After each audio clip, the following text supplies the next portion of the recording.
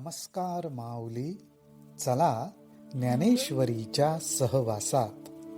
ज्ञानेश्वरी अध्याय 6 मधील 364 ते 371 ओव्यांच्या सहवासात आपण जाऊया. ज्ञानोबा राय आपल्याला योगस्थिती, योगाभ्यास, युक्तियोग आणि त्याचबरोबर अनेक वेगवेगळ्या उपमा आणि दृष्टांत देत हा योग मार्ग अत्यंत सोपा करून सांगतायत. भगवंत सुद्धा अर्जुनाला म्हणतात की मनाने जर ठरवलं, आपण दृढ निश्चय केला तर ह्या योगासारखं सोपं काही नाही. आणि ज्याला ह्या योगाभ्यासाची गोडी लागली त्याची स्थिती कशी होते याविषयी सांगताना ज्ञानोबाराय म्हणतात, म्हणोनी आसनाचिया गाढिका जो आम्ही अभ्यासू सांगितला निका तेणे होईल तरी होका निरोधू यया.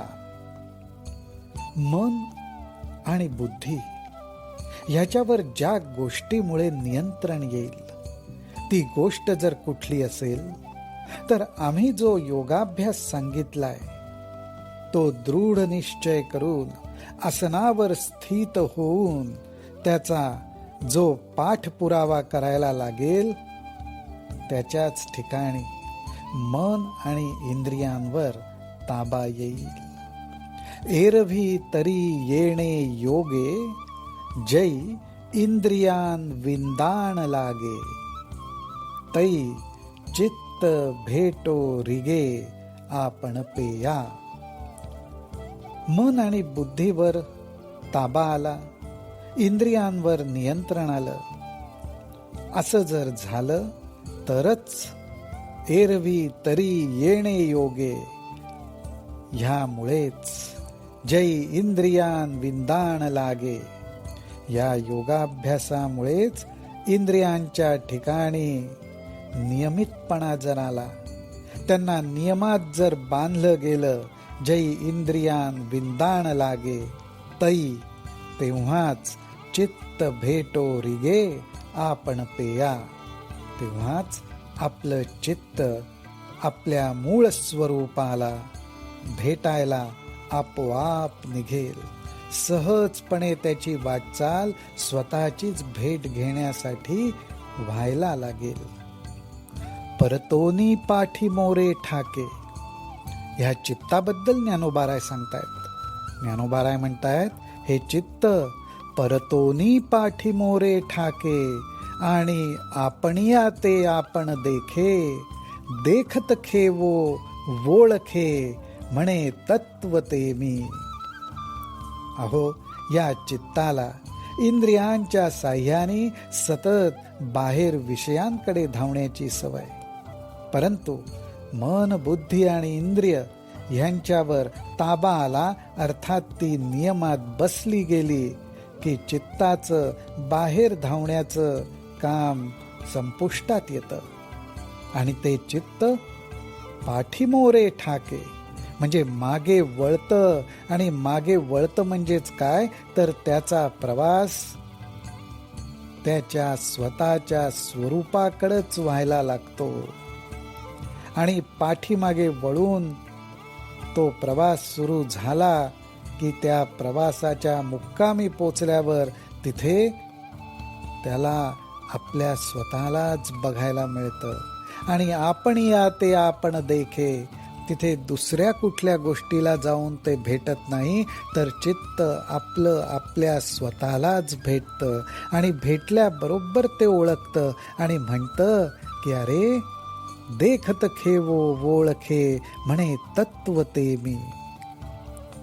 आणि अशा प्रकारे चित्ताची भेट स्वतःशीच होते, अर्थात माऊली हो, आपली आपल्या स्वरूपाशी भेट होते. तिये ओळखीची सरीसे. आणि अशा रीतीने चित्ताचं चैतन्याशी समरसत्व झालं, ओळख झाली, भेट झाली की तिये ओळखीची सरीसे सुखाची या साम्राज्यी बैसे.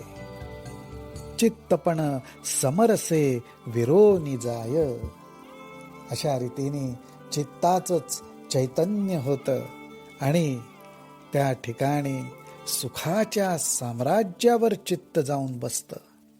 आणि एवढंच नाही तर चित्ताचं चित्तपण म्हणजे चित्ताचा मूळ स्वभाव त्या सुखामध्ये समरस होऊन जातो, रममाण होऊन जातो.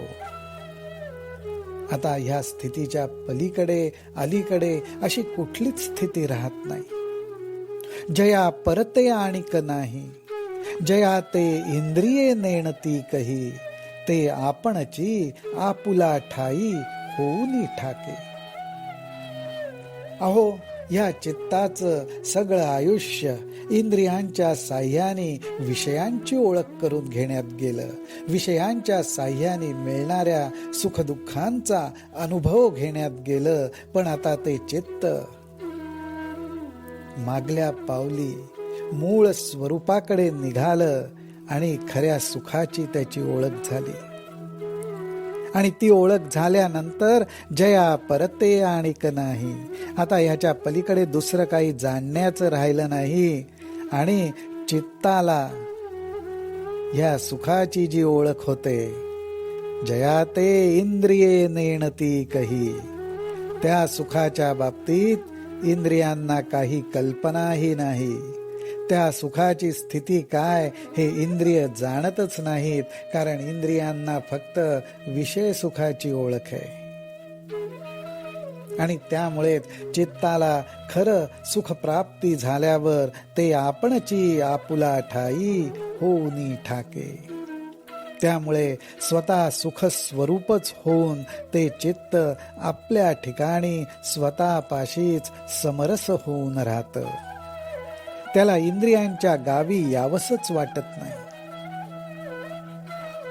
आणि मग अशी स्थिती झाल्यामुळे मग मेरू पासूनी थोरे, देह दुःखाचेनी डोंगरे, दाटीजो पाम परी भारे, चित्त न दटे.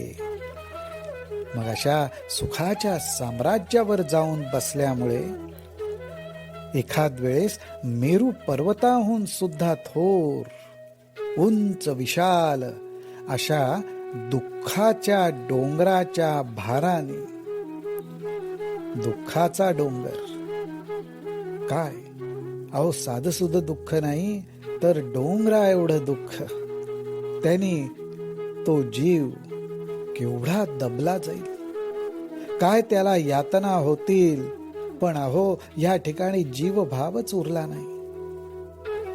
जीवभावच उरला नाही. जीवाला सुखदुःखाची ओळख जी होते ते चित्त तर सुखाच्या साम्राज्यावर जाऊन बसलंय. त्यामुळे त्याला या दुःखाची जाणीवही होत नाही. दाटीजो पाम परी भारे, चित्त न दटे. चित्तावर त्याचा काही परिणाम होत नाही. देहाच्या बाबतीत म्हणायचं झालं तर का शस्त्रवरी तोडिलिया, देह अग्नी माझी पडलिया, चित्त महासुखी पहुडलिया, चेवोची नये. चित्त आरामात सहजपणे महासुखाच्या शय्येवर विश्रांती घेतय. तिथून ते दुःखामुळे किंवा या देहाला शस्त्राचा घाव बसला. माऊलींनी ह्या ठिकाणी अत्यंत वेगळ्या प्रकारची भूमिका घेत जे उदाहरण दिलेलं आहे ते एकदम पराकोटीचं दिलंय.